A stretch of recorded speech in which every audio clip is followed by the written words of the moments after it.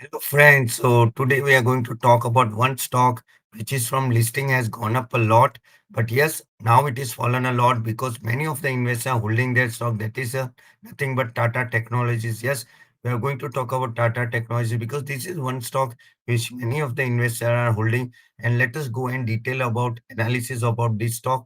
And guys, before I go forward, if you want any stock to be reviewed and all that, just put it in the comment box. I'll try to cover it in the next video. Sorry, guys, my throat is not so good today, so bear with me.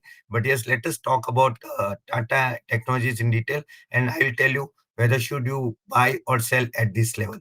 So let us talk about that stock in detail. And talking about that stock, guys, let us see how the stock has performed after the listing. So if you see during the listing, the stock was around listed at around 1313. Okay, of course, the stock was actually the listing price was much lesser, but yes, there was lot of premium given, and then from there it has gone down to almost 1000 rupees, almost 1045 and almost 30% down. Now again, it has gone up by 10% up. And guys, sorry, before I go forward, this question was asked by CG and Radhesham and Radhe Mohan. So they have asked this question. So we are going to cover that one. So now before I go to Tata Technologies valuation and prospects and everything, let us talk about what the Tata Technology is doing currently. So talking about Tata Technologies, guys, as you are aware, it's a leading global engineering service company. It's not a pure IT company. So it is based on India-based global automotive ERD ESP. Again, it's number one in India. Among it is number two among the global engineering service. It is almost number two. Again, 86% of his revenue is coming from automotive revenue, and that is mainly to Tata Motors. Again, they have 12,000 employees and around 15% Y-on-Y growth is there. And if you talk about their strategic wins and developments recently, so it's a global automotive original equipment manufacturer. Okay, and basically they are a full-time engineering service segment engagement. Again, a leading European luxury automotive OEM has chosen Tata Technology for the design. These are new progress they are having. Again, a leading aerospace OEM has chosen Tata Technologies for M&T engineering engagement. The main part is nothing but, Air India, which is owned by Tata Group only. So yes, the main, if you talk about the main, which are the subsidiary to whom they are actually catering is Tata Motors and airline industry, that is Air India. Again, a North American OEM has also partnered with Tata Technology for SAP and product life management. Again, Asian OEM also chosen technologies. Now, these are some of the main clients which they are having. We are going to talk in detail about that.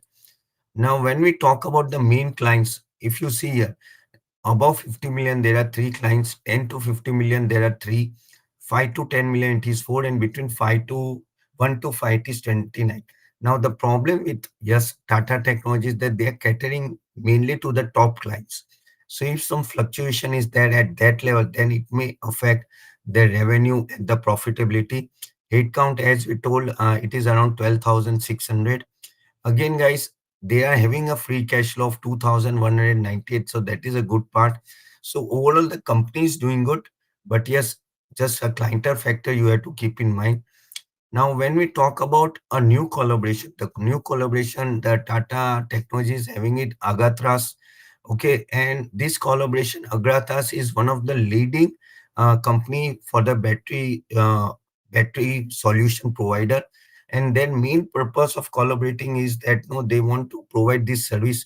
So Tata Technologies will develop digital business architect to support the production of best-in-class battery solution for Agatras gigafactories in India and UK, and they are going to expand its upstream capacities. Now, when we talk about the product-wide segment, almost 77% is coming from automotive and 22% from technology. When you talk about segment, 100% engineering, research and development. Again, if you talk about the location-wise breakup, then India is almost 35%, UK is 22%, European is 4.2, Vietnam 15, and North America is 19%. So this is the main location-wise breakup. When we talk about the customer segment, automotive is almost 86%. So mainly it is focusing on automotive and non-automotive is 14%.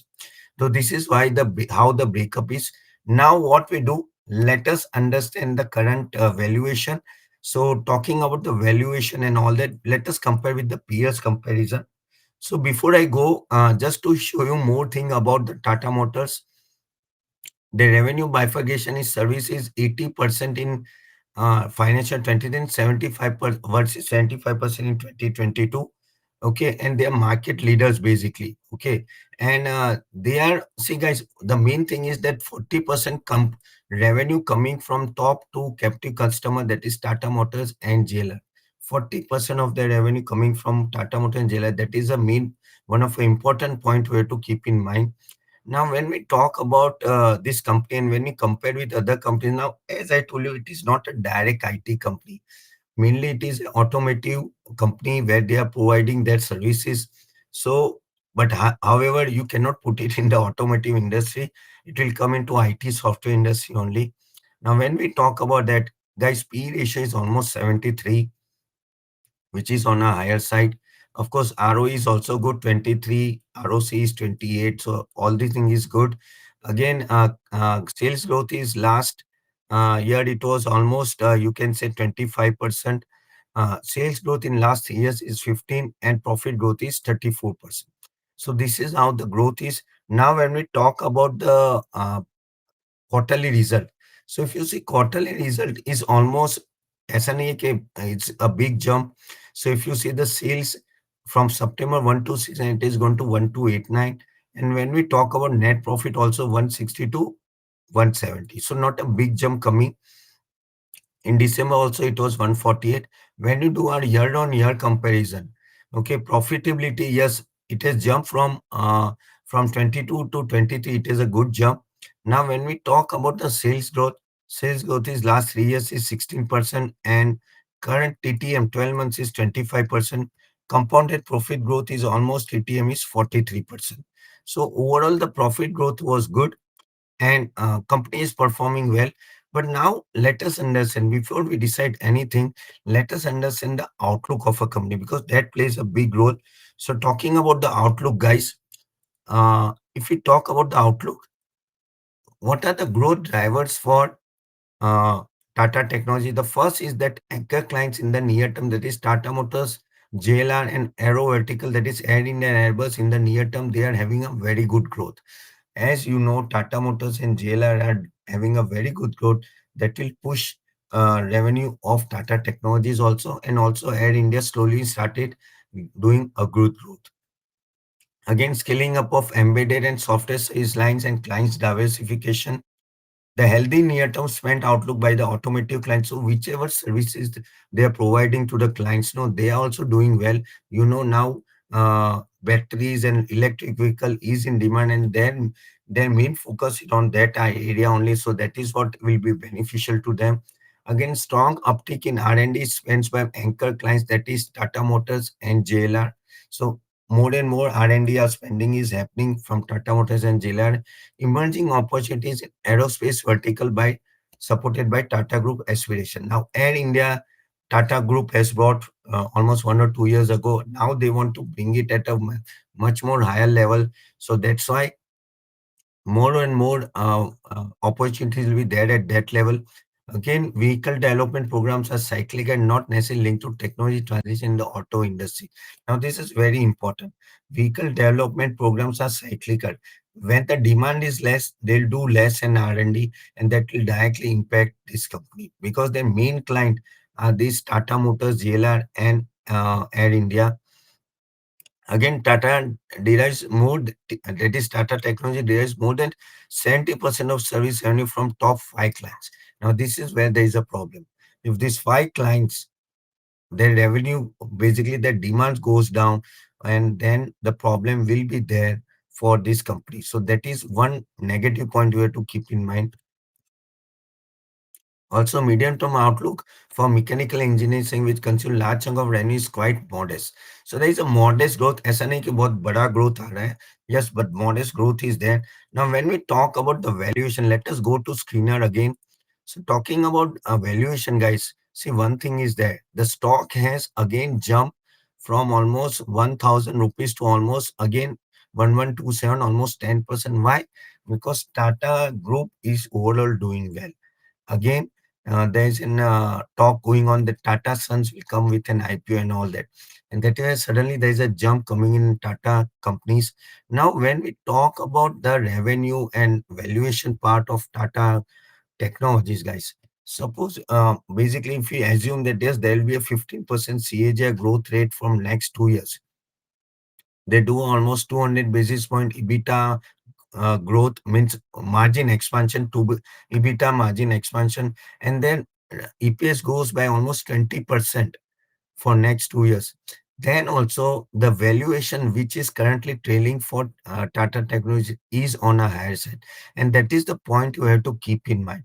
Because at 1138, at this level of, you can say that valuation, I don't know whether it will able to survive or not at this price. Yes, but yes, if Tata Group is doing something, Tata Sons is coming with an IPO and all that, and everything good going for Tata Group, this will help Tata Technologies. But if the revenue and the profitability is not catching with the, you can say that P ratio and also the growth of a company, then there is a problem. See, the main thing is when the company will get a higher P ratio if it is doing a consistently growth over the years. Now, Tata Technologies has to do a consistently good return in order to justify around 74 to 75 P. Because it is a Tata Group, it is getting a premium. That is what we have to keep in mind. Again, because the Tata Motors GLR is doing great, Air India is coming up. So because they are the main client of Tata Technologies, they'll always be a backing. But as it is a cyclical nature, you have to keep in mind. So revenue growth from here, if it crosses 20% and profitability around 30, then it's a good thing. Otherwise, at this level, I don't think there'll be a big uptick from here because everything is already discounted at this price. This is what my thinking is. But you, if you want to invest, guys, you can always ask your financial advisor before investing. But for my view, at this level, the valuation are already priced in. Unless something big event happens and something great growth is coming, that's a different thing. Again, the sentiments with the Tata Group is something at a different level. Tata Investment also know it's going up and up. So keep this point in mind before investing, guys. So hope you like this video, and if you like this video, just type in the comment box what do you think about this video. And if you want any stock to be analyzed or sector, please put it in the chat box. I'll cover you in the next video. And guys, we are always conducting this type of videos, so please share, like, and videos to anyone else if you feel we are doing a good job. So I'll see you soon in the next video. So okay, then bye bye.